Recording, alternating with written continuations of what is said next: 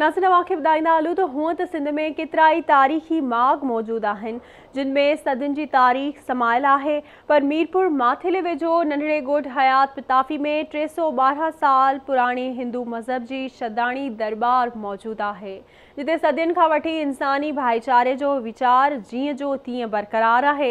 शदाणी दरबार जी तारीख़ी ऐं मौजूदा हैसियत जे हवाले सां ॾिसंदासीं लतीफ़ बसीर जी रिपोर्ट।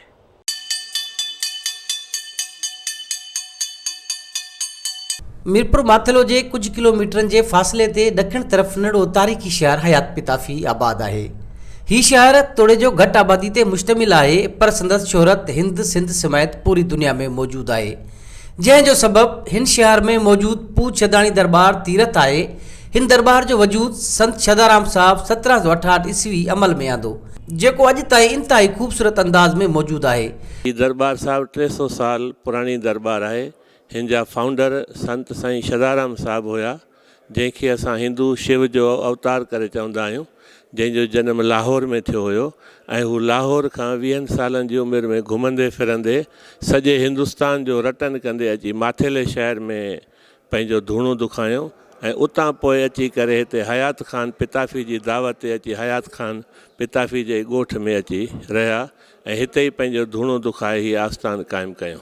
पूज शदाणी दरबार तीरथ हयात पिताफ़ी में 3 सदियूं पुरानी बिल्डिंग जा आसार अॼु बि मौजूदु आहिनि, जिते तोसी जो कमु तयारनि हेठि आहे। 1985 में दरबार साहिब तयारु थी हुई। बाक़ी हू पुराणियूं दरबारूं जिते धूणी साहिब अस्थापन थियल आहे, जिते साईं शदाराम साहिब भक्ति कंदा हुआ, तप कंदा हुआ, रियाज़त में वेंदा हुआ, उहा साॻी जाइ आहे, पुराणी आहे, उनखे महफ़ूज़ कयो वियो आहे। ऐं हाणे ओॾे जल्द ओॾे नई बिल्डिंग जी जेको आहे तयारी थी रही आहे ऐं जल्द जेको आहे ओॾे असां नई बिल्डिंग ठाराईंदासीं, जेका 300 साल पुराणी आहे ऐं हिन वक़्तु उहा ज़बून हालत में आहे। पूज शदाणी दरबार तीरथ जे 3 सदियुनि खां वधीक तारीख़ी सफ़र में हिन महिल ताईं नाई पतशाही हली रही आहे। मौजूदा गादी नशीन संत युधिष्ठिर लाल हर साल भारत खां जथे जी सूरत में नवंबर या दिसंबर जे महीने में पहुचनि था।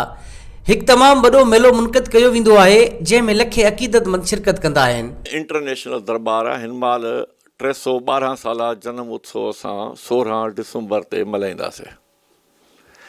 सो हिते पूरे इंडिया खां, दुबई खां, ॿियनि मुल्कनि खां, ऑस्ट्रेलिया खां पंहिंजा अक़ीदतमंद ईंदा नी, पर हिन महिल जेका आहे महामारी कोरोना जे करे कुझु घटि थिए थो मेले जो शेड्यूल। बाक़ी त प्रोग्राम थींदो।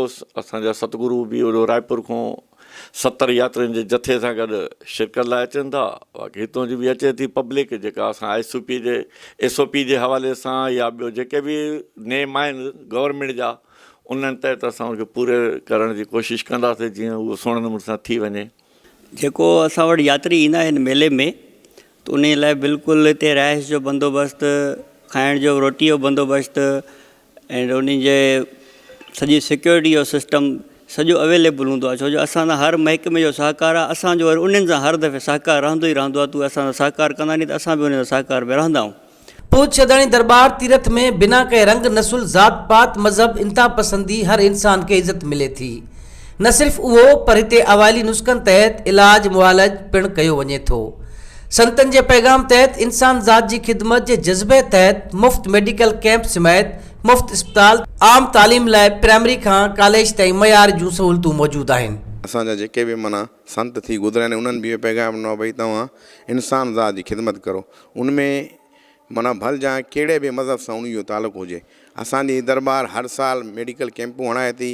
उनखां पोइ हर साल मीरपुर माथेलो में संत राजाराम साहब खैराती अस्पताल में असांजी दरबार तरफ़ां फ्री में 200 अखियुनि जा ऑपरेशन कराया वेंदा आहिनि। ऐं हिते पिताफ़ी साहब में हर साल दिसंबर में जॾहिं इंडिया खां पिलग्रम ईंदो आहे, उन टाइम बि असां फ्री मेडिकल कैंप हणंदा आहियूं। ऐं हितां पाकिस्तान खां जेके दिलि में सुराख नी ॿारनि खे, उन्हनि जा बि ऑपरेशन जेको हितां असां मोकिलींदा आहियूं, उहो जेको माना पासपोर्ट खां वठी मेडिकल ताईं पूरो ख़र्चो ही दरबार जे तरफ़ां कयो वेंदो आहे। उहो फ्री में ऑपरेशन इंडिया खां थी ईंदा नी पाकिस्तान खां। ॾूरान इलाइक़नि खां आयल महिमाननि लाइ रिहाइश समेत तमामु तर बंदोबस्त पूज शदाणी दरबार तीरथ इंतिज़ामिया पारां कया वञनि था, जंहिं लाइ ख़ूबसूरत रिहाइशी बिल्डिंग मौजूदु आहे। हिन नंढड़े शहर शदाणी नगर में तमामु वॾी तारीख़ समायल आहे। हिते धरती सां प्यार, सकाफ़त खे उजागर करण समेत इज्तमाही शादियुनि जा बंदोबस्त पिणु पोच शदाणी तीरथ जे वहिंवार में शामिल आहिनि। पोच शदाणी दरबार तीरथ ते अमर रागी भगत कंवर राम जिथे राग विद्या सिखी उहो खूह अॼु बि मौजूदु आहे, जंहिंमां हिकु नलके ज़रिए पाणी हासिलु कयो वेंदो आहे। पोच शदाणी दरबार तीरथ जे सालियानी मेले जे तक़रीबन दौरान दरबार सिमायत शहर खे ख़ूबसूरत अंदाज़ में सजायो वेंदो आहे। हलंदड़ डिसंबर में अहिड़ियूं तक़रीबूं ॿीहर मुनक़िद थियण वञनि पियूं, जिन जी तयारी जारी आहे। 300 साल खां मथे तारीख़ी हैसियत रखंदड़ शदाणी दरबार हयात पितावी जिथे न रुगो भारत पाकिस्तान पर दुनिया जे मुख़्तलिफ़ कुंड कुर्च खां हिकु अक़ीदतमंद हिते पहुचनि था। कैमरामैन ख़ालिद वसीर सां गॾु लतीफ़ वसीर, आवाज़ TV, मीरपुर माथेलो।